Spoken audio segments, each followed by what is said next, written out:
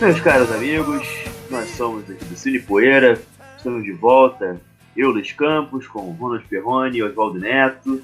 E neste retorno vamos falar de um filme muito especial, um filme que marcou uma geração, Roadhouse, O Matador de Aluguel, filme de 89, dirigido por Rowdy Harrington, protagonizado por Patrick Swayze, Ben Gazzara e Sam Elliott.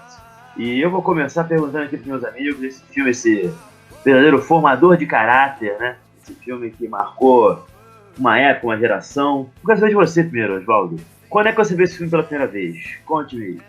Cara, por incrível que possa parecer, esse foi um filme que eu assisti já, digamos assim, velho, com uns 20 anos de idade, 22, por aí. Eu não assisti ele na adolescência, né? Como muita gente acabou assistindo, né? Então eu não tenho com esse filme, vamos dizer, aquela memória nostálgica, né? Que o pessoal se lembra desse filme, né? O pessoal associa muito, tem filme que o pessoal associa muito à fase da vida, né? Adolescência, infância, etc. Então, para mim, esse filme não é um Comando para Matar. Esse filme não é um Terminator 2. Não tá na minha memória, como é que se pode Afetiva. dizer? Memória afetiva, isso. É um filme que não tá na minha memória afetiva, né? E eu pude, né, apreciar ele pelo que ele é, né? E é um filme que é divertidíssimo e continua funcionando lindamente hoje, né? Os filmes que a gente acaba escolhendo do Sem Poeira, né? Reforçam isso, né? É impressionante. E você, Ronald Perrone, conte-nos como é a sua relação com esta gema do cinema brucutu e dentista? Antes, eu gostaria de começar dizendo que é um prazer poder estar aqui neste retorno do Cine Poeira para a segunda temporada e falar de justamente Matador de Aluguel, que é uma das maiores obras-primas do cinema americano, não só de ação, mas do cinema em geral, cinema moderno. Porque o Matador de Aluguel assim, é um épico da pancadaria, né? Eu acho que se o Michael Cimino ou o John Milius fosse fazer um filme de porrada, seria Matador de Aluguel. É o Portal do Paraíso do cinema de porrada, pra mim, né? Então, assim, de vez em quando a gente fala dessa coisa mesmo de um filme formador de caráter. Sei lá, pega a pessoa e realmente transforma. A gente fala isso de vários filmes, mas acho que a epítome do formador de caráter é Matador de Aluguel. Porque, assim, Matador de Aluguel e Duro de Matar são os dois filmes de ação mais filosóficos que existem. E a gente vai descobrir por quê. E um dado muito curioso que eu vou colocar aqui na nossa conversa é que justamente os dois filmes que você citou, Duro de Matar e Matador do Aluguel, foram estrelados por caras que não eram astros de ação. Exatamente. E foram produzidos pela mesma pessoa. Joe Silver. Joel Silver. Então, assim, só para concluir aqui a minha experiência com o filme, eu, ao contrário do Oswaldo, eu tive a experiência de ver o filme nos anos 90 ainda, ou seja, eu era criança, meio chegando já na adolescência, mas eu não lembro exatamente a primeira vez que eu vi, o formato que eu vi, se foi em VHS, se foi passando na TV a cabo ou na TV aberta, não lembro. Eu lembro que eu assisti ainda jovem e lembro que já foi paixão à primeira vista, né? Eu vou dizer pra vocês, eu tenho algumas memórias muito marcantes deste filme, assim. Eu vi ele quando era moleque, vou supor que foi numa tela quente, e foi fantástico, na época eu já via filmes do Van Damme e tal, né? Já tava totalmente dentro desse cinema de ação, né? De 80 para 90. E eu tenho duas memórias muito marcantes desse filme. Uma é, já adulto, na verdade, vendo com uma namorada minha, dela chocada, rindo horrores, de uns comentários profundamente machistas que são ditos por alguns personagens do filme em algumas ocasiões, eu não consegui conter a risada. E outra é de quando eu era criança, na casa de uma tia minha, em Minas Gerais, que tava passando esse filme na Globo de noite. A minha tia queria dormir, só que a minha tia tava com dor de mim, ela dormia no sofá que eu estava, né, sentado no filme, e ela não queria me tirar daí. A família da minha mãe nunca foi muito boa pra, sabe, expressar muito bem o que sente. E basicamente eu, sem muita noção do que estava acontecendo com ele, resultou com a minha mãe vindo me cobrir de tapa pra eu dormir. Então eu sempre me recordo também dessas palmadas que eu tomei meio que sem entender muito bem o porquê, sabe qual é? Indo dormir meio ardido devido ao fato de que eu estava atrapalhando o sono da minha tia. Mas fora isso, eu gosto muito desse filme. Já o revi em algum momento da minha vida. Eu tenho ele em DVD e... Aliás, Ronald Perrone, você também tem o DVD do filme, né? Você gostaria de fazer as honras e nos dizer a sinopse desse filme? Então, dessa vez eu vou fazer diferente. Em vez de eu tirar a sinopse de alguma anotação da cabeça mesmo, eu peguei aqui o DVD do filme, lançado pela MGM mesmo. Na capa tem o Patrick Swayze e a Kelly Lynch em destaque. E embaixo tem o Patrick Swayze lutando contra o Marshall Teague na frente do Double Deuce, o que é uma mentira, porque eles não lutam na frente do Double Dutch, mas essas capas fazem essas brincadeiras, né? E atrás está escrito aqui, tem uma citação falando sexo, violência, romance, 3 pontinhos e Patrick Swayze. Ou seja, é tudo que importa, né, nesse filme. E aí a sinopse eu achei muito boa, então eu vou ler para vocês aqui a sinopse. Do produtor de Duro de Matar e Máquina Mortífera, mas eles não falam quem é o produtor de Duro de Matar e Máquina Mortífera, a gente fala, Joel Silver, a gente já falou. Um filme que é pura dinamite. Patrick Swayze interpreta um de seus mais inesquecíveis heróis, marcado pelo magnetismo, charme e habilidade nas artes marciais. Dalton é um lendário segurança que chega a Jasper, Missouri, com um propósito definido: restaurar a ordem no perigoso bar Double Dutch. Mas, à medida que ele limpa o bar de maus elementos, arruaceiros e pistoleiros, ele acaba por atrair a ira do homem que os contrata, o famoso criminoso Brad Wesley, que é o Ben Gazzara. A cidade é assombrada pelo medo que tem de Wesley, mas Dalton está pronto para a ação. Ele enfrenta os capangas de Wesley em uma briga após a outra. Mas quando eles resolvem se vingar com toda a ira, Dalton sabe que terá que enfrentar o próprio chefão do crime em uma batalha decisiva. Co-estrelando Kelly Lynch e Sam Elliott, e com música imperdível de Alabama, Jeff Healey Band, Otis Redding e muitos outros, Matador de Aluguel é onde está a ação. Maravilhoso! É onde está a ação. Eu não faria melhor. Essa capa também acho. Realmente está muito bem escrita. Eu acho que pesquisa toda a essência do filme. Ele gostou muito do filme. Quem fez essa capa gostou. Pô, na moral, cabe dizer que, apesar do nome do filme ser O Matador de Aluguel, não existe um matador de aluguel. Pelo menos o protagonista, ele não é um matador de aluguel. Ele é um leão de chácara. Ele é um cooler, usando um termo americano, né? De boates, né? E vamos falar um pouco sobre o personagem de Patrick Swayze e tal. Esse leão de chácara, faixa preta, com um PhD em filosofia. PhD de filosofia. Esse eu acho que é o toque principal do filme, né? Porque acho que nunca teve um personagem assim na história do cinema antes. Eu acho que foi inspirado quando descobriram sobre a carreira acadêmica do Dolph Lundgren, né? Pode ser que tenha influenciado aí o roteiro. Olha, rapaz, devo dizer uma coisa, muito se fala sobre, tipo, como a postura de certos heróis do cinema, especialmente do cinema de ação, usa-se muito o adjetivo estoico para definir, né, esses personagens. O Dalton, talvez ele seja de fato um estoico, quando ele é falando em filosofia e todas as coisas que ele fala, a abordagem dele com relação aos problemas, assim, você vê que ele é um sujeito que ele procura manter a sua calma sob qualquer circunstância. Ele, por exemplo, quando está falando, né, com seus subalternos na boate, ele os encoraja a sorrir, mesmo que diante de uma ofensa, e também diz que leve o problema para fora, né, sempre se ajuda. Ou seja, existe uma questão da valorização da indiferença, que é uma premissa fundamental para a filosofia estoica, e em certo momento do filme, depois de levar um corte à faca, ele simplesmente diz para a médica, interpretada pela Kelly Lynch, que a gente vai falar um pouco mais dela depois. Ela pergunta: "Você não sente dor?" Que ele responde: "A dor não machuca." Eu queria saber, assim, Ele recusa a anestesia. Ele recusa a anestesia porque a dor não machuca. Exato. Eu não sei, assim, se eu já vi um protagonista do cinema de ação, no cinema americano, ao menos, que tivesse uma postura, assim, tão superior, eu diria, diante à vida como Dalton.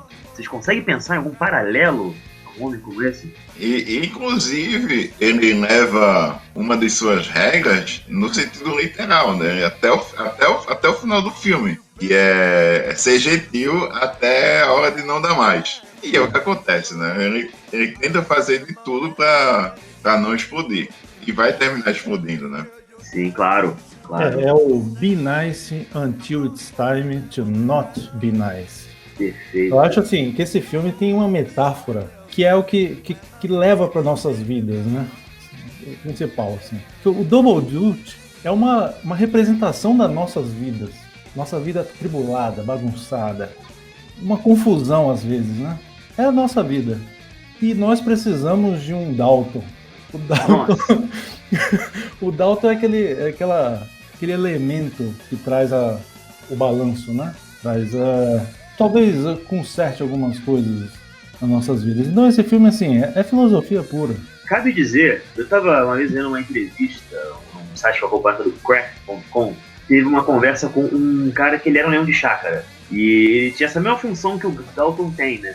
De, né, passar os comandos para a rapaziada, dizer como proceder em caso de confusão, etc. E segundo ele, nesse momento em que no começo do filme ainda, né, em que o Dalton tá com os outros leões de chácara, o pessoal todo, né? E diz para eles como se comportar, é exatamente o que um bom cooler faz na vida real. Assim, ele disse que aquilo é perfeito. É exatamente aquele tipo de coisa que ele diz para os funcionários dele. Ele leva a língua para fora, seja educado, sabe? Não leva no pessoal. Nunca subestime o seu adversário, que é a primeira regra das 3 que ele fala. Exatamente, absolutamente tudo aquilo faz parte do repertório de um leão de chácara. E tem um momento que eu acho fantástico, em que um dos leões de chácara ele fala assim: mas se o cara chamar a minha mãe de piranha, que ele simplesmente responde: bem, ela é? Todo mundo caçou a dele, mas no fim das contas essa questão, né? Por que você vai se irritar com um fato que supostamente não é verdade, né? Precisa levar isso pro pessoal. Inclusive, né, essa cena, né? Eu não sei como é que a gente não vê ela sendo usada em palestra motivacional e treinamento de venda, né? Total. É filosofia pra vida, cara. É filosofia pra vida. Cabe dizer... Eu não sei, é pra você ver como o coach é um bicho tão burro e não usou isso.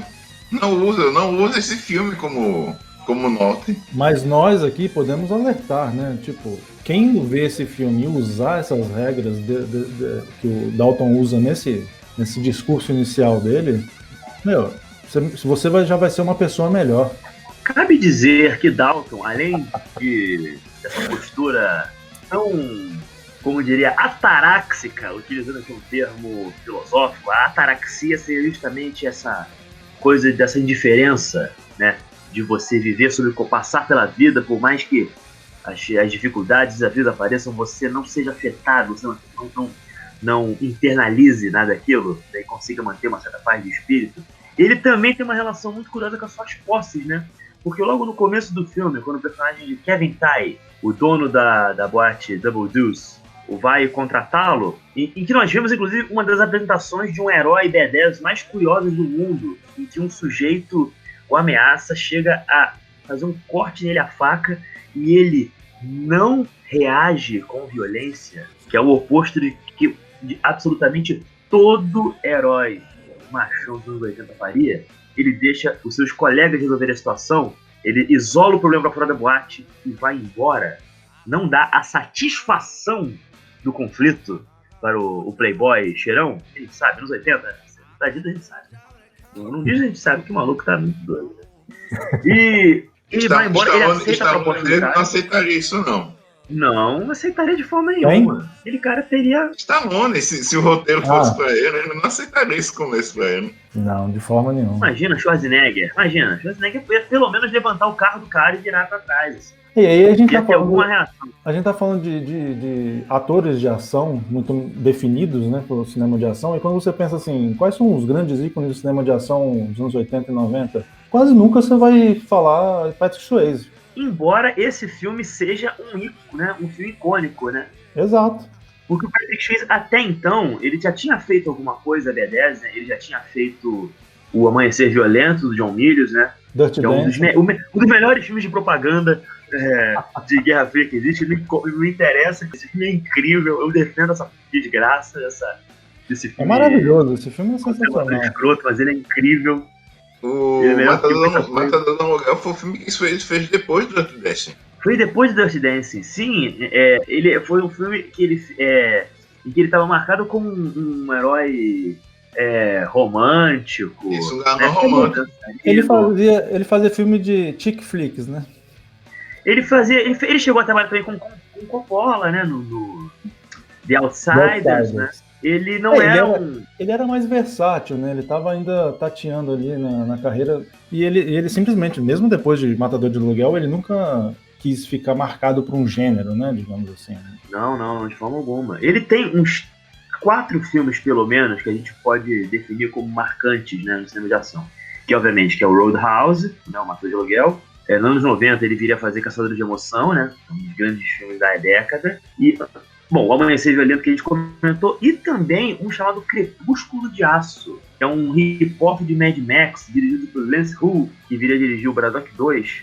Que é um dos meus filmes de infância também. Eu me amarro nesse filme. Eu tenho o DVD em algum lugar guardado aqui em casa. Ele chegou a ser vendido por R$ 9,90 nas Americanas. Assim. Eu sou louco por este filme. Esse eu não vi. Fica a dica para você, Ronald, e pro ouvinte também. Mas o que eu queria falar, além disso tudo, que por mais que ele não seja marcado pelo gênero, não seja um dos grandes ícones mais lembrados do cinema de ação, eu não consigo ver, mesmo na época, alguém tão perfeito pro papel quanto o Patrick Swayze. Exceto uma pessoa, talvez. O Nicolas Cage, claro.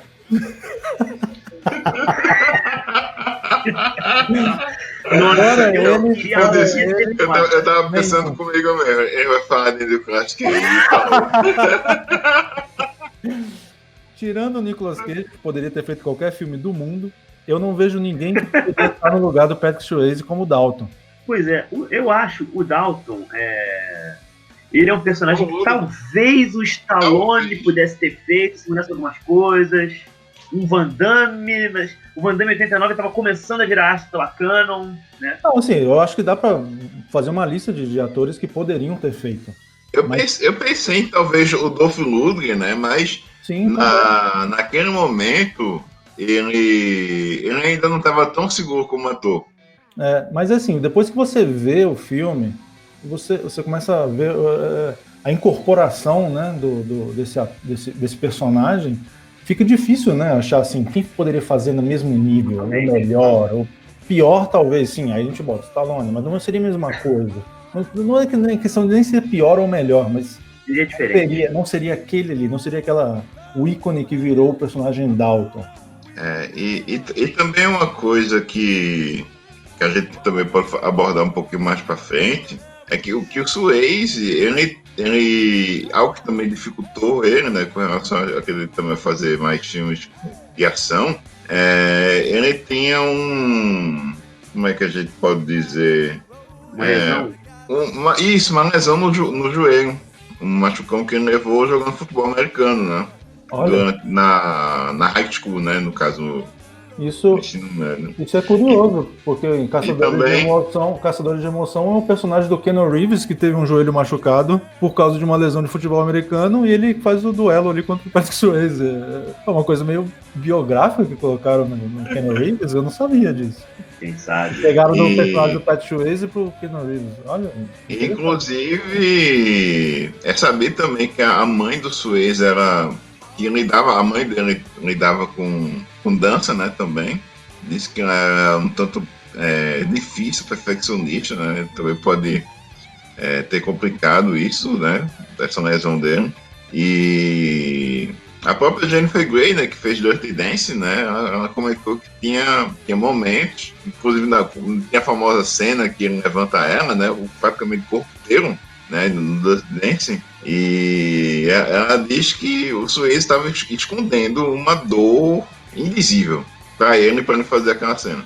Cabe dizer, isso que o Oswaldo comentou, eu vi naquela série de documentáriozinhos sobre filmes dos anos 80. Na Netflix, isso. Né? Netflix, isso mesmo. E comenta, inclusive, que tem uma cena que, no Dirty Dancing, que ele tem que dar um salto assim, do palco no chão e tal, dar uma deslizada. E aquele foi, tipo assim, o último take que ele já não tava mais aguentando. O joelho dele tava gritando de dor, assim, mas o cara falou assim, olha, eu só tenho mais essa cena, tá? Ele falou isso pro diretor, eu só tenho mais essa cena. Tipo, eu não aguento mais. Eu vou fazer, sabe? Tipo assim, a gente precisa acertar esse take, porque eu não vou aguentar. Ele era, aparentemente, isso é uma coisa que levou pra vida dele. O Patrick Swayze, que infelizmente, né, viria a falecer de câncer, né? Cerca de uns 20 anos depois, mais ou menos. É sabido que quando o câncer dele estava mais agressivo, né, o câncer de pâncreas dele, ele acordava de noite com dor, ele saía da cama dele, para não acordar a esposa dele, ele ia pro banheiro e se deitava no chão gelado do banheiro e ficava ali, se contorcendo de dor, porque ele não queria que a esposa dele visse. A verdade é que é o seguinte, o Patrick Swayze, ele era ele podia ter sido talvez um lutador de MMA, sabe qual é? Se mudasse alguma coisa no background da biografia dele, talvez a maneira ele fosse professora de karatê, em vez de dançarina, porque ele tinha uma coisa muito, não sei como é que eu posso dizer, uma força interna mesmo, muito grande, que permitiu pra ele mesmo sofrendo, né? Vamos falar um pouco disso, né? Sofrendo muito pra filmar, por exemplo, um filme como o Matador de Aluguel, com o joelho ruim e tal, né? Ele ainda assim dava o máximo dele pra cenas ficarem convincentes, né?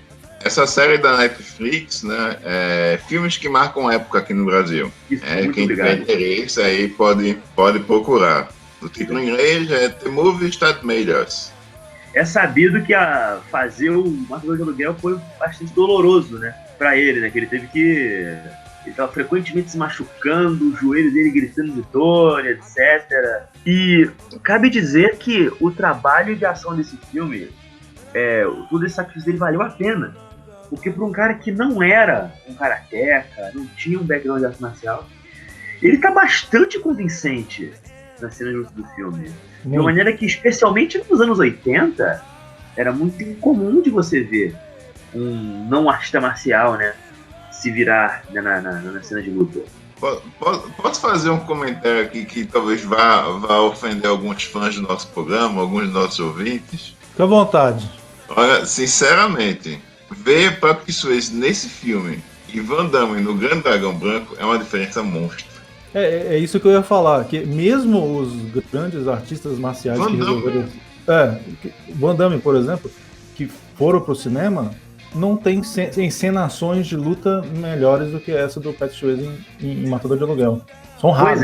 Pois é. Bom, a gente consegue perceber, assim, que os chutes do Van Damme são muito melhores do que os do Patrick Swayze, assim. O Van Damme, né, a gente também tem um background em dança, né, do balé. Sim. Ele é, aliás, né, faixa preta de karatê. Isso aparecia nos filmes, mas o trabalho de coreografia do Matador de Aluguel é, francamente, um dos melhores da história do cinema americano. Porque não depende também só do ator, né? Todo o trabalho de coreografia, de montagem, de filmagem, de encenação dos dublês e tal. Toda essa composição aí que torna as cenas de luta tão boas, né? Tão realistas até. Sim. O pessoal fica fazendo aí julgamentos com filme de ação e filme de comédia. O pessoal não faz ideia que é muito mais fácil filmar um drama do que um filme de ação e um de comédia. Exatamente. Com certeza. Porque tem diversos outros fatores que fazem as coisas funcionarem nesses filmes. Não depende só de uma pessoa. Não é o diretor dirigiu mal, ou o ator não era lutador, não era um bom lutador, né? Tem tanta coisa que influencia numa cena de ação que tudo tem que funcionar perfeitamente. Cabe dizer aqui, pessoal, que quem treinou e coreografou a cena do filme foi Benny the Jet Urquidez. Vocês podem aí, meus amigos, dizer para o nosso ouvinte quem é Benny the Jet Urquidez?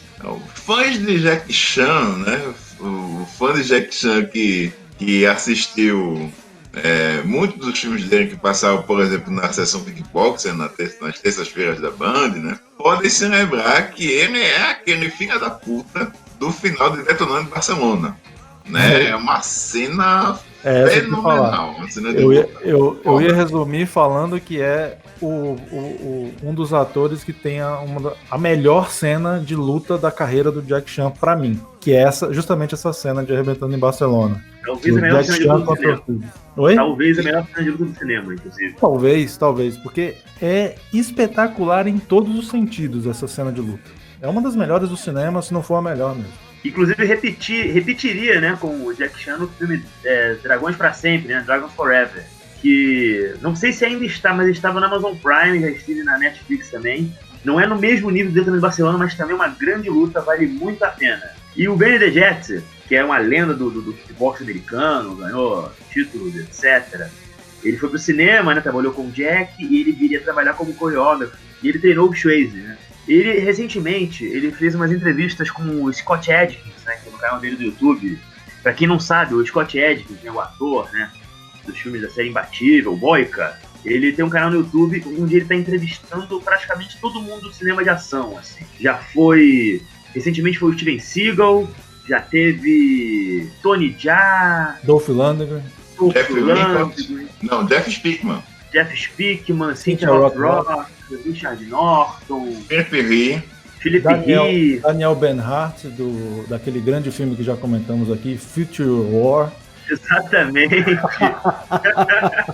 Ele conversou também com o Chad Stahelski, que é o diretor de John Wick. Enfim, para quem souber inglês, eu recomendo fortemente que vocês assistam os vídeos de entrevistas dele, que são muito bons. Ele é um grande fã, além dele ser um ator, ele é um grande fã do cinema de ação, né?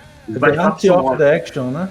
Isso mesmo, The Art of Action. E o Ben Urquidez também foi entrevistado por ele, e ele comentou que o Patrick Swayze, na verdade, no primeiro momento, ele sentia muita dificuldade em pegar o ritmo das lutas. E isso frustrava muito ele, que ele não conseguia de forma nenhuma contar o timing, sabe? Ele não ia nada, então deixando ele meio puto. E só que o Ben Urquidez, ele teve uma sacação. Ele sabia que o Swayze, ele tinha esse background em dança, né? Desde a mãe dele e tal, né? Bom, foi tão explorado no Dirty Dance. E ele decidiu incorporar música nos treinamentos. Ele ia fazer um movimento na batida de uma música e tal, e pedia pro Swayze copiar.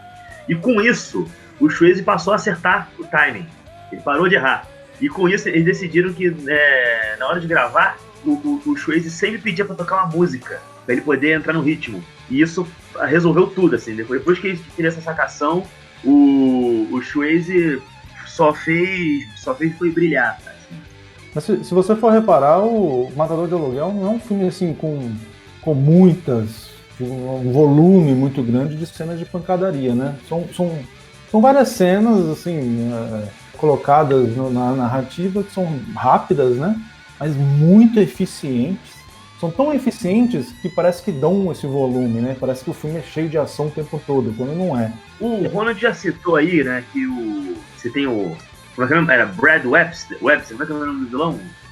Brad Wesley, obrigado. Que é vivido pelo Ben Gazzara, né? Aliás, cabe destacar, né? Ben Gazzara, que em sua carreira trabalhou com Otto Preminger, trabalhou com John Cassavetes, né? E agora aqui com Rowdy Harrington, né? Queria que vocês falassem um pouquinho, né, dessa grande figura que foi o Ben Gazzara, né? E do quão curioso é você ver ele nesse tipo de filme. Eu acho que o meu espanto de ver Ben Gazzara nesse filme só não foi maior do que ver o Michael Caine sendo vilão no filme de Steven Seagal, em Terreno Selvagem. É algo na mesma vibe, né? E é muito bacana ver como eles funcionam no filme. Simplesmente, né? Os caras são profissa, né? E é justamente isso, assim, é algo que o cinema de ação sempre fez, né? É sempre chamar um ator, assim, desse porte, assim, para dar, digamos assim, uma maior legitimidade ao filme, né? Sim, ao longo Inclusive, é o que a gente viu acontecendo no filme de estreia do Cine Poeira, o Globo, quando chamaram o Cameron Mitchell, né? Para quem no nível de produção, o Cameron Mitchell é um grande nome. Ao longo dos anos, o cinema de ação sempre procurou fazer isso, né? Pegar grandes atores para interpretar vilão. É uma coisa que não é tão incomum, assim. A gente vê isso repetindo nesses filmes da Marvel, da DC. Exato. Mas cabe dizer que o Ben Gazzara não estava na fase alcoólatra decadente, que é 15º divórcio, né? Que estava o saudoso Cameron Mitchell, né? Não precisava estar, né? É muito mais digno. O cara faz por prazer esse tipo de papel. E o filme dá a oportunidade do Gazzara fazer algo que ele nunca tinha feito antes, né? Que é um vilão de filme de ação dos anos 80, com toda aquela pompa, né? E ele parece estar se divertindo horrores, é maravilhoso, todas as vezes que envolvem ele, assim.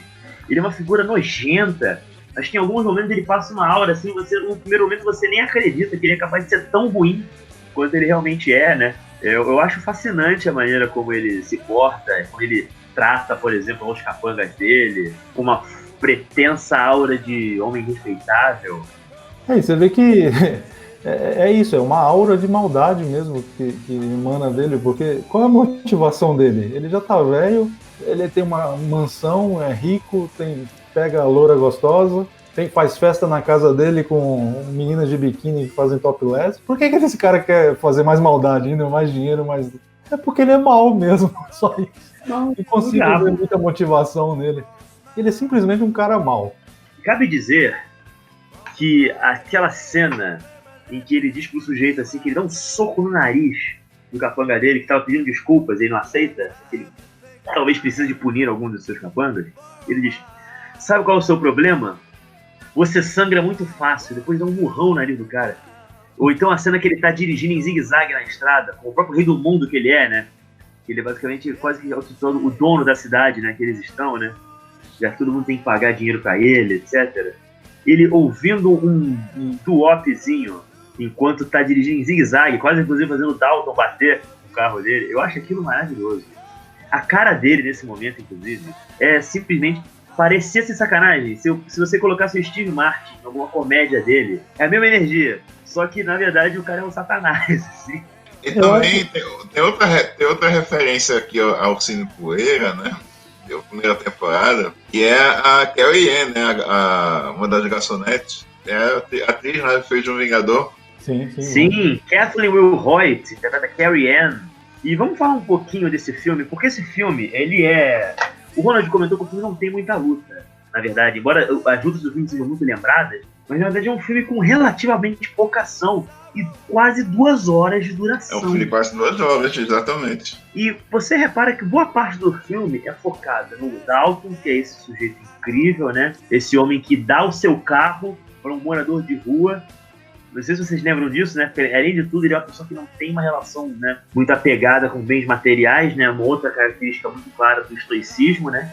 Diga-se de passagem. Tanto que ele simplesmente cede o seu carro para uma pessoa e pega um outro que ele tem, né? E vai embora com ele. Porque ele mantém 2 carros, eu não sei, mas eu acho que era sempre, né? Um ele deixa na cidade e outro ele deixa. Sabe por quê? É o seguinte, ele compra aquele carro lá na loja de carro usado, né? E deixa a Mercedes dele guardada, porque ele sabe que o carro dele vai ser vítima do vandalismo, né? Quando ele começasse a botar ordem lá no lugar.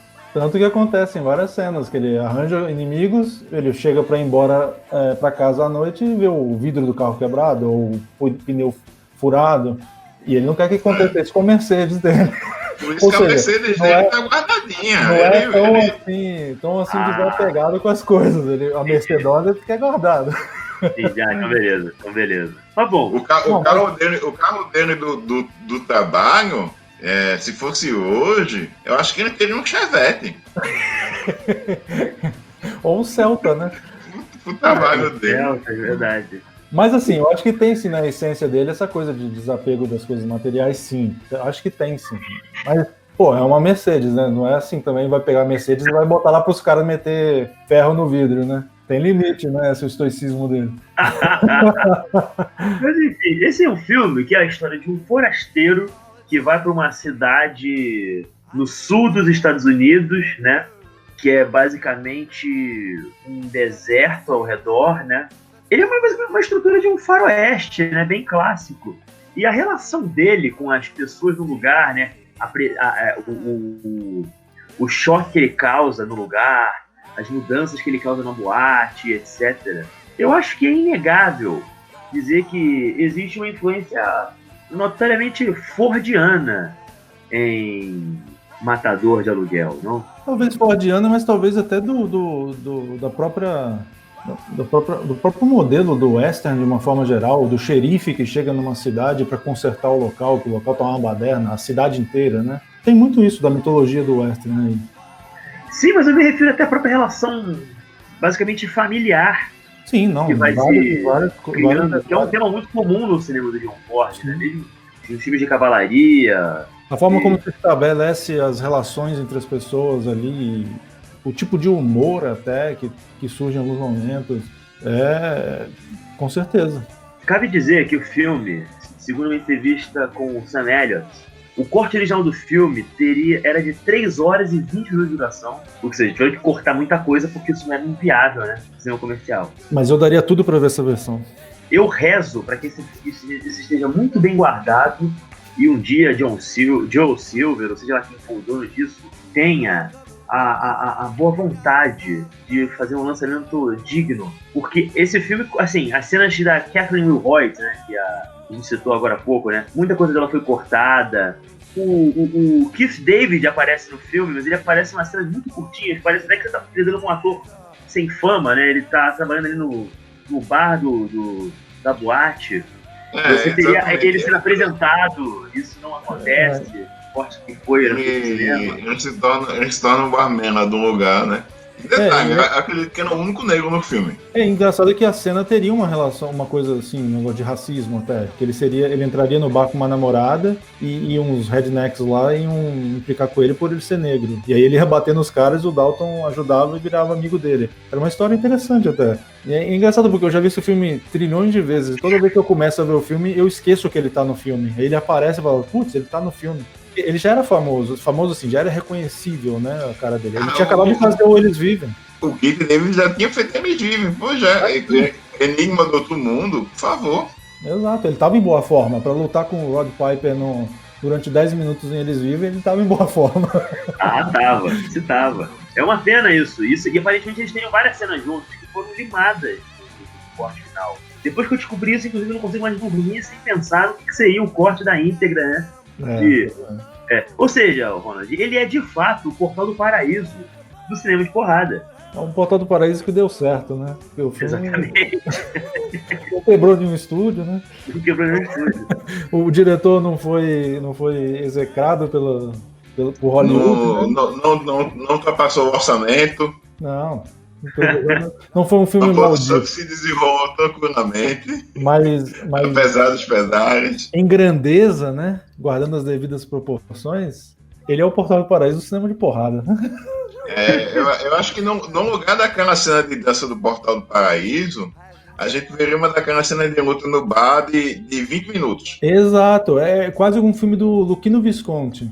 Só que num bar redneck com pessoas quebrando garrafa à torta e à direita. Aliás, gente, acho que vale um elogio a esse filme a quem cuidou dos cenários do filme, porque o bar no começo do filme e o bar pro final do filme, a transformação gradual que o personagem do Dalton acaba causando ali, e de quem fez o casting também daquele filme, porque as pessoas que frequentam, a cara das pessoas que frequentam o bar quando o Patrick Swayze entra lá, você tem alguma das figuras mais ameaçadas, mais medonhas que eu já vi num filme dos anos 80. E os anos 80 foi um período que valorizou gente feia, né? Pra fazer contraste com o mocinho, não é mesmo? Olha a galeria de capangas do Brad Wesley. Incrível. Tem um gordão, um magrinho. O Terry Funk é um dos capangas do... Terry Funk. Cara, é inacreditável o que eles fazem ali. Eu acho maravilhoso. Tem a mocinha do filme. E também, né, além do Ben Gazzara, né, temos um outro ator, né, que tem um destaque no filme, que é uma presença marcante desse cinema de gênero, é o Kevin Tigg, né? Kevin Tigg. É o dono do Double Dutch que vai atrás do Dalton pra consertar o bar dele, né? O personagem também que é muito marcante no filme, né? Dois personagens muito marcantes. Um até já citei aqui rapidamente, né? É o personagem do Sam Elliott, né? Wade Garrett, que é o mentor de Dalton, praticamente uma figura paterna, né? Que o personagem tem, né? Fica claro que basicamente é o homem que ensinou pra ele o que ele sabe. E eu vou dizer uma coisa, eu sempre achei uma pena de não ver mais filmes em que Sam Elliott se mete em brigas de bar. Porque ele tá muito bem. Olha, ele pra mim é um dos meus personagens favoritos do filme. O personagem dele é fascinante, assim. Esse momento que ele atende o telefone lá naquela boate de garotas de topless, eu já vejo esse cara é foda.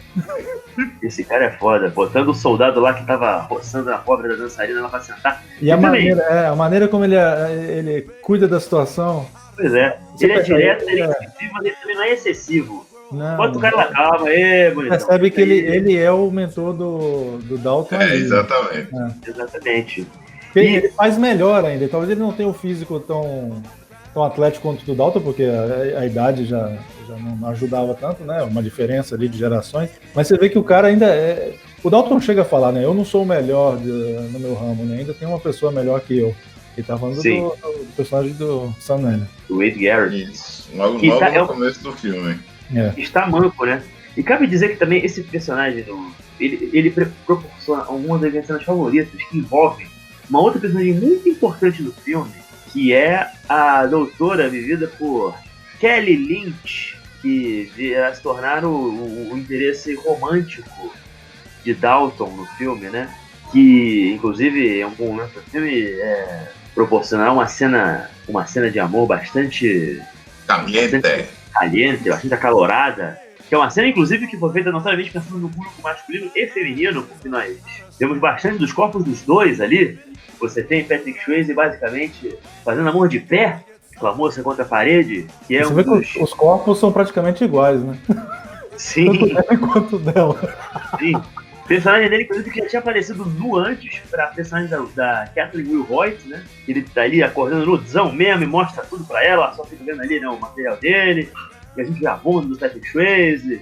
Acho que faz parte do historicismo isso também, né? Rapaz, eu acho que quem aparece nu ainda antes do que o Patrick Swayze é o Gary Hudson, né? Que é outra figura do cenário B, né? De ação. O Gary Hudson faz um dos funcionários lá do Double Dutch. Ah, sim, ele pega ele no flagra, né?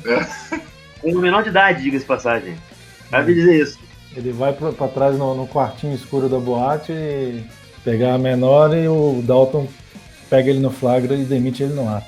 Eu tô na minha pausa, hein? Continue! Pode ficar nela. Continue! Mas você tá fora daqui. Realmente, uma coisa que não se pode negar é que é uma poesia bruta, né? Há uma coisa bastante... Como é que eu posso dizer? É um filme que dialoga com as pulsões mais básicas do seu espectador, né? Isso, mas você ia falar... Desculpa interromper, mas antes que você perca o fio da meada, você ia falar de uma cena muito... Te marcou muito entre o Garrett com a personagem da Kelly Lynch. Perfeito. Porque aquela cena de dança tem que levar, né, apresentar, né, a sua namorada para conhecer Wade Garrett, né, que é uma figura tão importante para ele. Basicamente, é quase apresentar a namorada pro pai dele. Exatamente. Tanto é que o Garrett, né, sempre volta e meia chama o Dalton de Hiro. É uma figura paterna. Total. É o pai que ele não tem. Pois é, só que, embora uma figura paterna, embora o amor do Dalton, você também percebe que ele pode estar manco, mas não está morto. Porque até ele dançando com a menina, dele conversando com ela, é assim, eu tenho certeza que, tipo, seja lá quanto de dinheiro que Sam Elliott ganhou para interpretar Wade Garrett, eu tenho certeza que, tipo, foi pago, né, cenas em que envolvem os dois juntos, porque eu acho que ele basicamente tenta inventar o forró, o baixo-coxa, dentro da seara do country americano ali, porque é muito impressionante. E tem uma cena que essa eu lembro que eu vi com minha namorada, uma das vezes que eu fui rever esse filme, em que ele se senta, tá lá Dalton já cansado de madrugada, né? Já tá amanhecendo o dia, né? Que depois do trabalho pra acontecer essa noitada com os dois. E ela sai assim pra ir no banheiro, não sei, pra pegar o telefone, vai fazer alguma coisa. Ele olha pra ela, a câmera observa o olhar de Wade, olhando a personagem se afastando. Ele vira para Patrick Swayze, Dalton, e diz: ela tem um cérebro grande demais para um traseiro desse.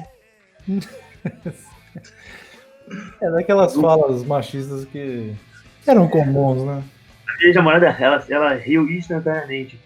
E é uma coisa que é engraçada, que quando eu revi agora, né? Eu acho engraçado que você vê que a bunda dela não é essas coisas não, né? Então, por isso que eu falei que os dois corpos são iguais, são dois mirradinhos, assim. Aquela Lynch era muito magrela. Mas tá bom também, né? Tava ótimo. Não sou eu. O Sam Elliott, ele quase não fez o filme por ele achar que o personagem dele aí se parecia demais com o que ele interpretou no filme Marcas do Destino de 85, dirigido pelo Peter Bogdanovich. E a Kelly Lynch, o marido dela, Mitch Glazer, é amigo do Bill Murray, né? E aparentemente todas as vezes que o Bill Murray vê a cena de sexo do Patrick Bill com ela, Murray e os irmãos dele. eles veem essa cena de sexo deles na televisão, ele liga pro marido dela pra falar, olha, a tua mulher tá dando pro Patrick Swayze. E aparentemente não importa onde eles estejam, que é hora da noite, do dia, eles simplesmente fazem isso. Inclusive, uma vez, o Bill Murray ligou para uma igreja da Rússia. O Bill Murray estava na Rússia, viu o filme passando na TV e teve que ligar. Mas, ó, o que a Kelly Lynch não tem de curvas, a Julie Michaels tem. Julie Michaels, grande atriz, grande performance, enfim, né, acho que eles entenderam. Julie Michaels interpreta Denise. Denise, ela é a Sugar Baby, né, de Webster, né? Wesley, perdão. E ela é uma figura com um currículo fabuloso, e eu juro que eu não estou usando o termo currículo aqui como eufemismo para nada, não é mesmo? Ela foi o primeiro papel dela no cinema, né? Ela vive essa personagem que passa boa parte do filme, diga-se passagem, dando em cima descaradamente de Patrick Swayze. Em certo momento, incentivada pelo seu próprio marido, namorado, Sugar Daddy, ela protagoniza um princípio de um striptease no Double Deuce, acompanhada... Eu nem chamaria de princípio, não. Aquilo ali foi um... não chegou a completar. O Dalton... Eu acho que completa o suficiente. Eu fico pensando se Jeff Haley não deu raiva de ser cego nessa hora, mas... Essa atriz... Olha só o que ela fez no currículo dela. Ela é Vocês lembram da cena que o Keanu Reeves é atacado por uma mulher pelada no controle de emoção? Na Sim, cena claro. que ele vai capturar o Anthony Kiedis e o Vincent Clean. Ele tá no banheiro e ela tá tomando banho, ela sai e... Pelada, né? Pelada e caceta o Keanu Reeves. Pois é Julie Michaels quem vive essa personagem. E ela também interpreta a agente do FBI, que é chamada para atrair o Jason. Em Jason Vai Pro Inferno, a última sexta-feira, que é uma das cenas iniciais do filme. E ela, basicamente, ela se dedicou, ela já tinha um background de artes marciais, de ginástica, e ela, gradativamente, ela foi saindo da atuação para se tornar dublê. Ela foi dublê da Pamela Anderson nos papéis dela no cinema e na televisão, e ela virou coordenadora de dublê. Ela fez séries de televisão com coisas tipo em Grey's Anatomy, Como Defender um Assassino, e ela chegou a concorrer a um Emmy pelo trabalho dela numa série chamada SEAL Team, Soldados de Elite, com o David Boreanaz, que foi o Angel, né, da série do Joss Whedon, acho que final de 90, início de 2000. E ela também trabalhou com o Scorpion Rei, né, do The Rock, fez a hora do Rush 3, trabalhou em Domino, A Caçadora de Recompensas, de Tony Scott. Ou seja, uma mulher incrível, uma lenda, uma verdadeira lenda do cinema. É aquele tipo de atriz que a gente comenta aqui de vez em quando, né? É uma boa atriz e uma atriz boa. Meu Deus do céu! Inclusive você descobre que, apesar de, ao mesmo tempo que ele utiliza a mulher para, né, causar aquele alvoroço, né, chamar atenção, né, em Cerazão você vê, tem uma cena que Dalton é convidado a ir à casa de Wesley, e você vê que ela é levada bêbada pra casa, né, que ela tinha dado mais um beijo mole de Dalton, né? É uma coisa que ela vai fazer vários rostos do filme. E ela tá com o rosto completamente machucado. Ou seja, ela é vítima da violência do maldito do Wesley, né? É uma relação meio estranha, né, deles, porque em um momento ela dá em cima do Dalton e acorda com o olho roxo. No outro momento ele pede pra fazer um strip e ela faz. Eu acredito que aquela ali foi justamente porque o Jimmy lá, né, viu a cena dela dando em cima lá do Dalton e é bem capaz do próprio Wesley ter mandado o Jimmy descer o sarrafo nela, né? Sim. Eu acho que foi o próprio Wesley. Outro detalhe é que esse Jimmy, né, parece um... É impossível a gente não comentar desse homerotismo dos anos 80.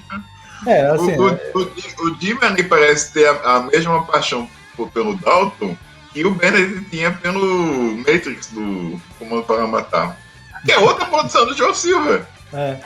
Verdade. Então, assim, eu não sou o tipo de pessoa que vê esse homerotismo em todo lugar.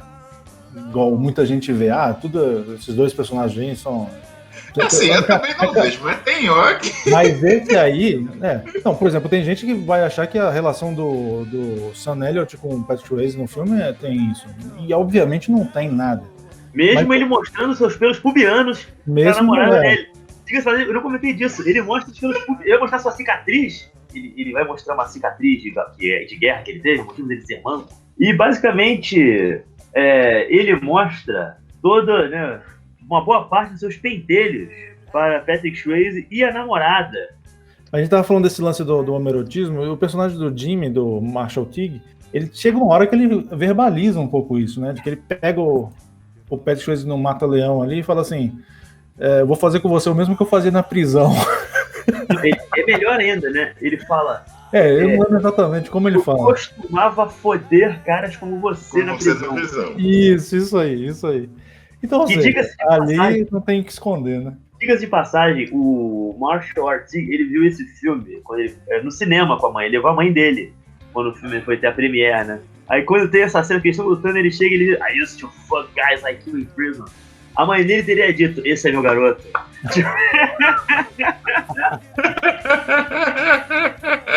Eu acho que tudo isso contribui muito dramaticamente para o embate dos dois. A luta épica que os dois têm.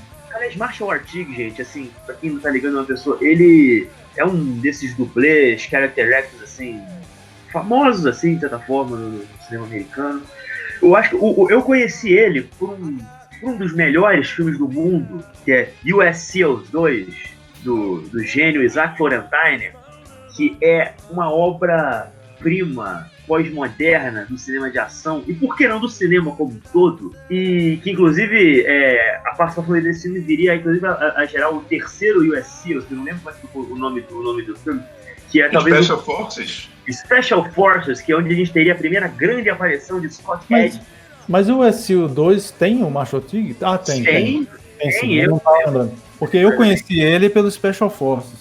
Pois é, que ele interpreta o mesmo personagem desse passagem. Eu não lembrava que ele estava no 2.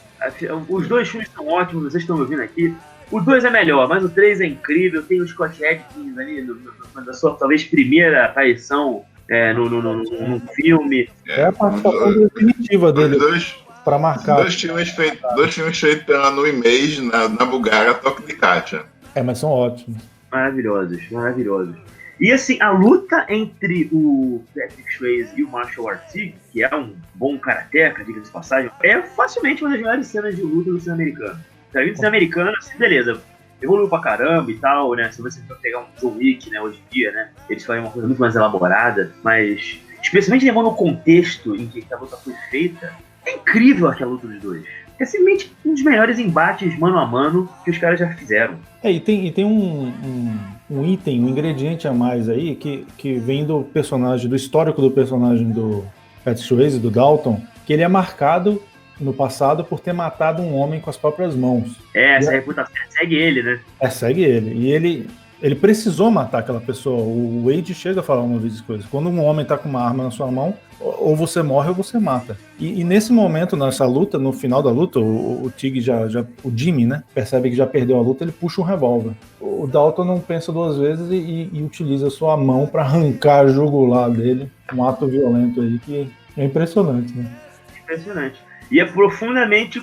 Isso é muito filme de Kung Fu. É o grande momento do filme de Kung Fu pra mim. Ele usa uma garra de tigre ali. E aí o filme levanta umas questões sobre o personagem do Dalton. Sobre esse cara que poderia estar fazendo qualquer outra coisa na vida. Ele é inteligente, ele é PhD em filosofia, ele podia estar dando aula, ele podia estar dando palestra, sei lá. Mas ele está ali batendo em pessoas num bar. A violência, né, sempre presente na vida dele. E o filme levanta essa questão de... Ele gosta, talvez, da violência. Talvez o ato de matar seja um ápice, assim, para o que ele faz, né? Porque ele gosta de fazer, ele tá sempre rodeado de violência.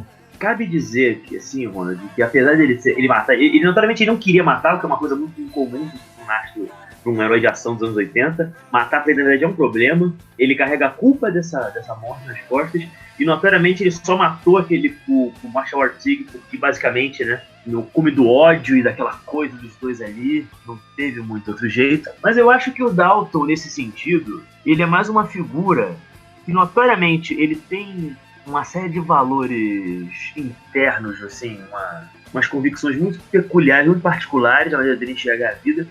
E ele deve ser o tipo de pessoa que se sente à vontade, curiosamente à vontade, em ambiente de conflito. Ele consegue lidar bem. Ele é um cooler. O termo que se dá para a pessoa dele é um cooler. Ou seja, ele é capaz de acalmar, esfriar as situações, né? Ele provavelmente ele é uma espécie daqueles caras que são tipo viciados em adrenalina, sabe? Ou quando você vê um daqueles filmes que tem aquele policial, que é o cara, tipo o Dirty Harry, por exemplo, que a impressão que você dá, especialmente no primeiro filme, que o Dirty Harry ele dorme de terno, ele já tá com, né, um sapato e o revólver no coldre ali, né? Em qualquer momento, né? É meio isso a relação do Dalton. E assim, ele tem essa relação, essa coisa com o vício na adrenalina, ao mesmo tempo que ele tem consciência de que ele é uma pessoa que ele mata com a própria mão, com as próprias mãos, né? Eu acho que isso deve gerar ali um parafuso solto na cabeça dele, do tipo, eu sou capaz disso, cara. Posso matar você com as mãos a qualquer momento. E tipo, na hora que tem que fazer, ele faz. Eu acho que ao mesmo tempo que isso entra em conflito na ideologia dele, na filosofia de vida dele, ao mesmo tempo dá um prazer.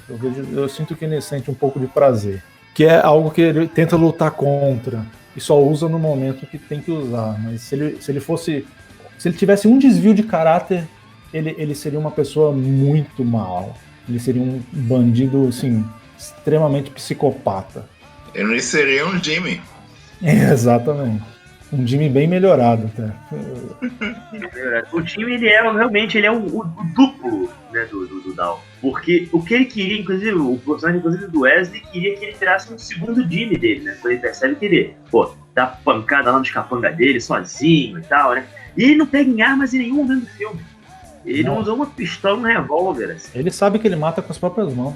Ele é o verdadeiro desarmado e perigoso. Exato. Não Remo. Remo, bem lembrado esse filme. Remo Williams, grande filme dos anos 80 também. Bom, vamos falar um pouquinho aqui da trilha sonora, né? A trilha sonora do filme, ela foi composta pelo veteranaço Michael Kamen, né? Que figura, né, marcante no cinema dos anos 80 e 90 em Hollywood. E as músicas são da Jeff Healey Band, o guitarrista, infelizmente, já falecido, né? Jeff Healey não toca guitarra pra cacete, de uma maneira muito peculiar, né? Que ele interpreta, né, ele é o músico lá da boate, né? Da Double Deuce, e ele... Cody, e várias das músicas personagem dele. Cody, muito obrigado. E várias músicas do filme estão no disco da trilha sonora do filme, junto também com a banda Cruzados, que é a banda que aparece no comecinho do filme, no primeiro bar que o Patrick Swayze trabalha, que é uma banda que foi desbandada, que o vocalista era Tito Lariva, que depois formou Tito e Tarântula, que é a banda do Link no Inferno. E a trilha sonora desse filme é do cacete, e eu acho uma sacanagem que a música que Jeff Healey e Kathleen Whitmore tocam juntos no filme, e ela canta pra cacete, vale, rapaziada, a Kathleen Whitmore, além de atriz, ela também é cantora, e ela tem CDs lançados, ela canta pra cacete, vale a pena dar uma procurada, ela tem coisas interessantes. Não tá na trilha sonora do filme, cara, só tá naquela cena. Se alguém tiver o MP3 dessa música e na íntegra, por favor, envie para cinepoeira@gmail.com e tenha os agradecimentos, não só meus, mas acho que de todo mundo que está aqui nesse instante, nessa gravação, porque é uma versão de algum blues antigo maravilhosa e não tem essa versão na íntegra na internet. Seria a trilha sonora de Matador de Aluguel um componente fordiano, tal qual os corais nos filmes de cavalaria de John Ford? E outra coisa, seria uma das trilhas mais injustiçadas e menos lembradas dos anos 80? Acredito que sim. A trilha faz parte quase orgânica do filme, né, da narrativa. Você não consegue imaginar esse filme sem o tipo de música, é tudo orgânico. E acho, sim, uma das melhores trilhas pro estilo, né, dos anos 80. Sim, a gente tá falando da música, né, da trilha sonora, né? A música que o Jeff Healey toca, né, que encerra o filme, Bob Dylan. Você tem The Doors também, Roadhouse Blues. Se não me engano, houve um cuidado de pegar... Uma versão excelente, né, dele, diga-se passagem, por Roadhouse Blues. Maravilhosa. O cara cantava bem e tocava mais ainda. E é interessante você perceber, inclusive, o processo de quase que gentrificação do Double Deuce, porque quando ele entra no bar, você tem uma grade ali protegendo o pobre do homem da banda dele lá das garrafadas, né, que o público variamente arremessa, né? Pra tempos depois você já vê aquela grade sendo derrubada, né? E o ambiente as pessoas estão se vestindo muito melhores, a pintura do local mudou. É quase um ambiente familiar. Exatamente, os garçons lá, o pessoal tem uniforme, ninguém tá, né, em casa caralho. Eu acho meio esquisito essa defesa da gentrificação. Você não acha que, no fim das contas, cabe criticar, talvez, um aspecto, um elogio à elitização dos prazeres do proletário, uma higienização daquele ambiente? Você não acha que isso, de alguma forma, não seria, na verdade, uma visão equivocada de Rowdy Harrington? Eu acho que pode ter essa leitura hoje em dia, né? Já que problematizam tudo, né? Vão acabar problematizando até a higienização do Double Deuce. Olha só. Acho que não era essa a intenção, não. Se o Double Deuce fosse o antigo, fosse um lugarzinho mais aceitável, eu ainda acho que essa crítica poderia fazer algum sentido. Mas o Double Deuce de antes, nossa, era o reduto dos vagabundos, né? Eu nem ligo por ser um reduto de vagabundos, não tem nada a ver com eu posso estar sendo uma expressão do mal, mas é porque, nossa, era porrada, garrafa quebrada. O problema não é aí. O problema não é os caras serem vagabundos. Eu não sei como é que aquele bar teria lucro. Pois é. Tendo as noites naquela situação, né? Claro. Eu acredito que também é justamente por isso que o personagem do Kevin Keegan, né, chamou o Dalton, né? Porque só na situação que dá, eu tô tendo prejuízo em abrir toda noite, né? Imagina, todo dia que você for abrir o seu bar, você tem que comprar um jogo de mesa novo. Não dá, né? Então acho que essa outra visão aí não.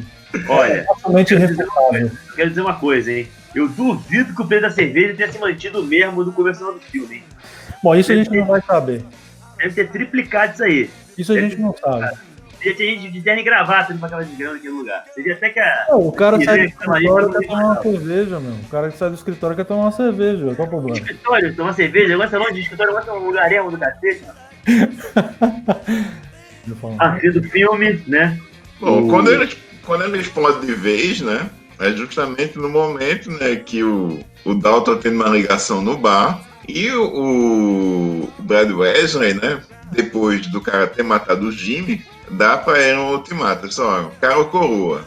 Quem vai morrer? A doutora ou o Wade? Aí ele tira logo o resultado, eles, ó, ele não fala o resultado, né? Aí nisso ele corre, chega lá no bar moído de porrada, que foram 3 caras que espancaram ele. E ele diz, ó, fica aí tomando uma cervejinha e eu já volto. Nisso ele volta, né? Vai pro hospital falar com a sua namorada. E chegando lá no hospital, a mulher continua puta com ele, né? Porque ela, inclusive, foi testemunha ocular do cara matando o Jimmy com as próprias mãos. Pra você ver como é que é difícil ter um relacionamento, né, cara? Você não pode arrancar a garganta de um cara numa briga, que essa mulher já vem com papo de que, tipo assim, não te reconheço mais. Você não é a pessoa que eu pensei que fosse. Pelo amor de Deus, gente. Porra. Quando volta pro bar, vem lá o amigo deitado em cima lá da mesa. Ele diz, rapaz, eu disse pra você tomar só uma cervejinha, coisa e tal. Já tá aí, todo largado. Aí ele se vira, tá uma faca encravada no peito do Wade. Né? E com resultado, foi coroa. Aí nisso ele já sabe, muito, obviamente, né? Que ficou por trás da morte do amigo, né? E é justamente o momento em que ele pensa consigo mesmo, não dá mais pra ser gentil. Na verdade, ele já tinha arrancado a garganta do cara com a mão na noite anterior, né? Então ele já não tá mais tão gentil assim. Mas aí ele vai e nós temos aí o final explosivo, repleto de ação, na mansão do Brad Wesley. Eu não morro de amores pela cena da invasão da mansão. Eu acho que ela fica um pouco abaixo. Também se você for comparar que é a melhor da cena de luta dele contra o Jimmy, eu acho que podia ter rendido um pouquinho mais aquela cena ali, francamente. A cena como um todo realmente não é a melhor cena de ação do filme. Mas eu gosto de algumas coisas nela. Sim, Pô, sim. a cena da Mercedes sem motorista dando uma rampada lá pra cima dos outros carros e os caras atirando até ela explodir, eu acho muito boa. E a ação dele furtiva ali, a cena que ele luta contra um cara, pega uma faca no ar, enfia nele, joga no cara lá de cima, o cara cai. Eu acho essa cena toda espetacular. É muito pedestre, velho. Pô, É aquele tipo de coisa, né? Eles tinham uma noção, uma consciência de que a grande cena de ação do filme já tinha sido, que foi a luta dele contra o Jimmy. Então ali só bastava filmar uma coisa para fechar o filme, uma cena mais exagerada, talvez, o cara invadindo a mansão e apagando os capangas. A luta contra o Wesley mesmo já não é lá grandes coisas, porque também ele leva um tiro, o Wesley usa uns ferros lá para bater nele. Então, e Bengazar não é nenhum Marshall Tig, né? exato. Então, assim, a encenação já não tem o mesmo vigor, mas dentro desse contexto todo, dentro das soluções que encontraram, eu acho muito bom. Inclusive, quem luta mais naquela cena é o dublê de Bengazar.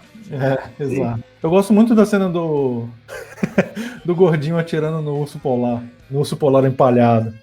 Eu acho assim, são as brincadeiras que entraram no final para assim, é um final meio burocrático que precisava e fizeram de forma eficiente, mas a grande cena de ação mesmo já tinha acontecido. Bom, eu gosto muito da morte do Brad Wesley em si. Sim. Eu também gosto. O filho da puta recebe o que merece. E no caso, né, o que acontece são os personagens, né, que tem negócios na cidade que o Wesley vive fudendo, né? Vive ferrando. Inclusive, teve uma cena anterior, né, maravilhosa, na concessionária, que é bem assim grande, Ford, né? Tá lá fora da concessionária Ford lá de um cara que bota lá qual é o nome daquele tipo de caminhonete? É aquelas caminhonetes com um rodão maior do que uma pessoa, né? Eu não lembro o nome dessa porra. Aquilo é muito americano, velho. Eu não vejo aquilo em nenhum lugar do mundo. É coisa A não ser nos Estados Unidos. Coisa de americano mesmo, tipo, anos 80 mesmo. Vamos exagerar aqui, o que vamos botar? Bota esse carro com essa roda de... Cara, mas esses carros existem até hoje. Inclusive tem uma cena dessa com um bicho desse no Zumbilândia 2. Olha, eu não vi esse filme. E nisso aí, né, o Brad Wesley toma 3 tirombaços de 12. E o Squibb é generoso. Sim, bem sangrento. Eu gosto muito que a polícia chega e pergunta quem viu alguma coisa. Falam, não vi nada. Os 3 personagens que atiraram não viram nada. E pergunta pro gordinho, que era a capanga do Wesley, se ele viu alguma coisa. Ele fala, um urso polar me atacou. Caiu em cima de mim. E isso corta para a cena que vemos todo mundo já bem, Patrick Swayze andando pelado com a sua namorada. E eu tenho a impressão que nada é pelado com ela, do lado do fazendeiro da casa que ele aluga, que eu acho muito bizarro aquilo. Né? Eu acho ótimo. Pergunto se em algum momento, né, aí ele fica acoplado naquela relação ali também, né? Eu acho que não, acho que eles são apenas generosos em dar um showzinho de exibicionismo pro velho, coitado. Inclusive o Brad Wesley viu, né, um showzinho desse, né? Também. Fazer um skinny dip ali, o velho não se importa, né? Mas, ó, tudo acabou bem, o Dalton depois teve um filho, né, que virou policial. Em 2006 tivemos Roadhouse 2. Exatamente. Em 2006 tivemos a continuação de Roadhouse, já sem o Patrick Swayze. Enfim, eu assisti hoje. Eu queria saber, comenta um pouco, pessoal. Indicação de quem? Indicação do grande Oswaldo Neto. Só podia ser, né? Que inclusive reviu hoje. Você chegou a rever hoje também? Pois é o cara que já tinha visto o filme e reviu hoje só pra você ver que o filme não é de se jogar fora, né? Mas é mais pros mais experimentados, né? Não vá achando que vai ser um filmaço, não, porque Roadhouse 2 é complicado. É o filho do coisa. O personagem principal é o filho do Dalton, que tem um tio que é dono de um bar. Pelo Will Patton. E o Will Patton demonstra algumas habilidades ali, como se... Não fica claro se ele é irmão do Dalton. É irmão do Dalton. Então aí. Eu quero saber de uma coisa. O filme é de 2006? Isso. O Patrick Swayze ainda estava vivo, né? Não, sim, é porque é o seguinte. Em 89 foi feito Matador de Aluguel, e aparentemente Dalton não era pai, porque o ser que Dalton tenha sido pai e decidido não assumir a criança e fugir, de repente é por isso, inclusive, que ele virou Leão de Chácara, sabe? A gente não vê nada sobre as questões trabalhistas. Inclusive é revelado no filme que Dalton morreu por causa do filho. Só que a questão Mas ele estava devendo pensão ou porque vai defender a criança? Ele é morto por engano, mas a questão é a seguinte, eu sei onde você quer chegar. Se o Dalton teve o filho depois de 89, em 2006 o moleque teria que ter 16 anos, ele não podia ser policial. Então, supostamente, ele já tinha um filho quando aconteceu o Matador de Aluguel. Minha questão é justamente essa. O ator que interpreta ele já devia estar com quase 40 anos, que eu me lembre.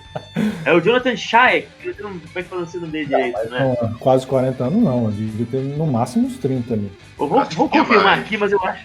Eu acho que ele tinha já quase uns 40, hein, brother?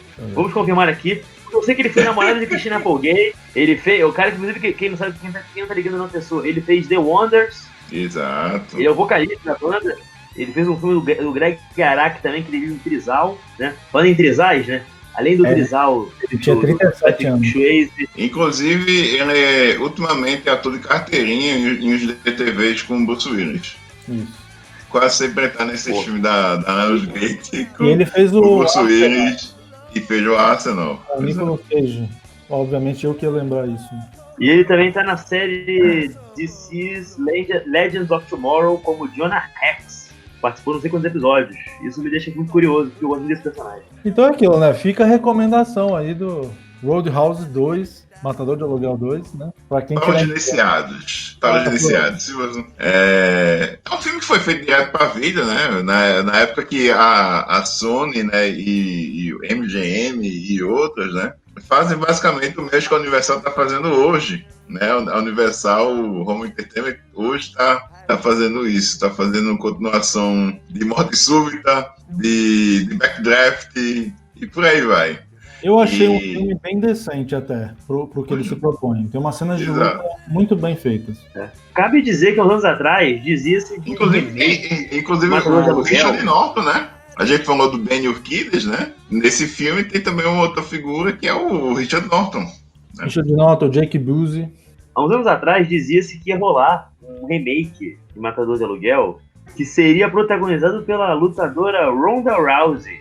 Eu lembro disso. Só que aparentemente essa ideia já foi completamente deixada de lado. Enfim. Já não se fala mais nada sobre isso, mas isso podia ter acontecido. Podia.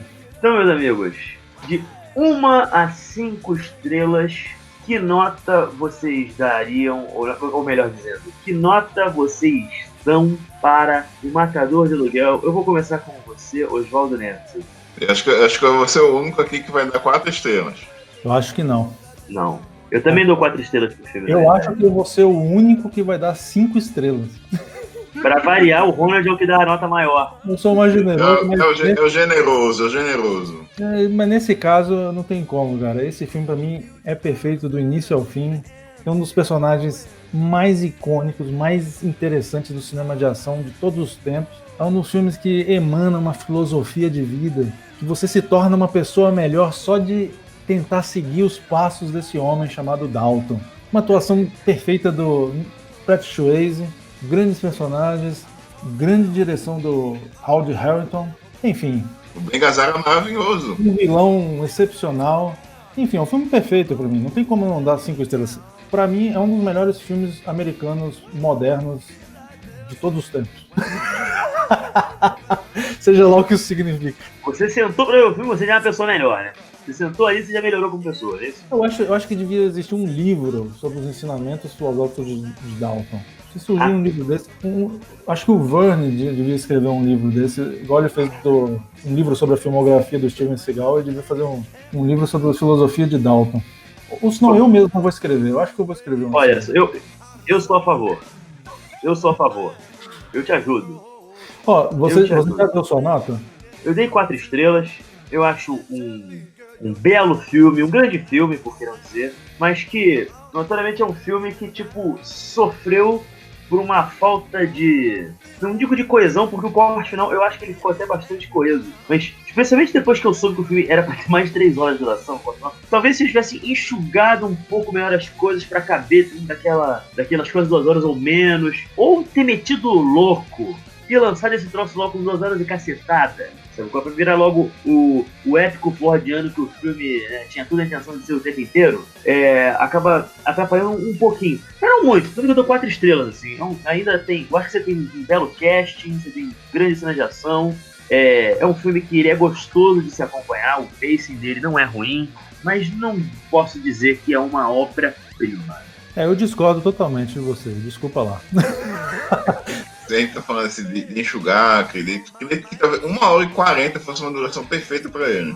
Acho que com quase 2 ele dá uma... Tem aquela teoria, ele é meio inchado. Eu sinto que o filme é um pouquinho inchado.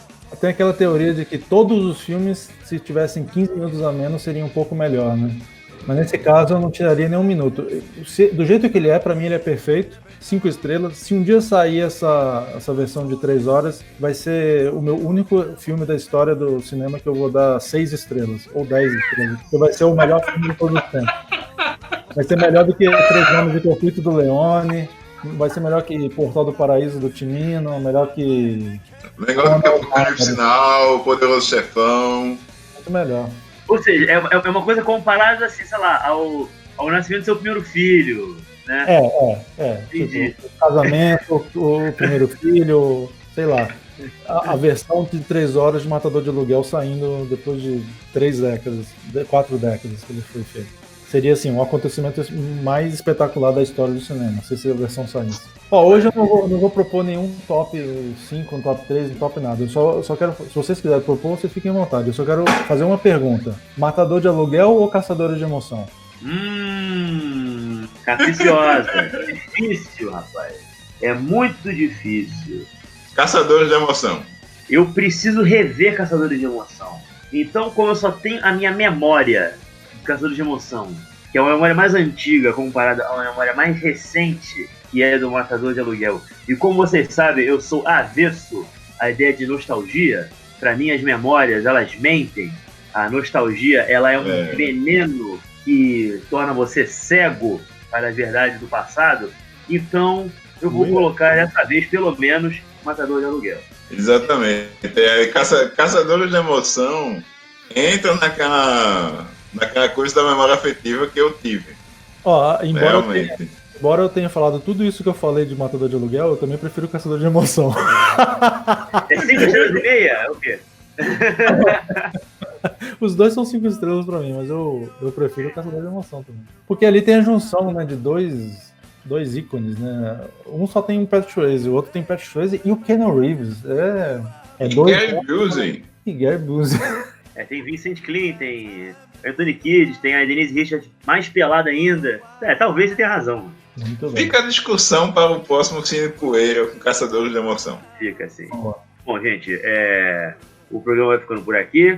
Siga-nos nas nossas redes sociais, no Facebook, Cine Poeira, no Instagram, no @cinepoeirapodcast. E temos o nosso e-mail, cinepoeirapodcast@gmail.com, repetindo, cinepoeirapodcast@gmail.com. E se você tiver essa canção que eu falei, da menina, da Catherine Wilfmore com Jeff Healey, no filme na íntegra, por favor, manda pra gente. Você só vai ter nosso agradecimento eterno e o amor. Se o meu amor faria alguma coisa pra você que está me ouvindo aqui, tá isso? E você quiser tê-lo, saiba que ele tem um preço, e não é um preço tão grande assim. Enfim, espero, né, que eu tenha tocado o coração de vocês, espero que vocês voltem na semana que vem. Um grande abraço a todos e até o próximo programa. Falou, pessoal. Valeu. Valeu, é isso aí. Até a próxima.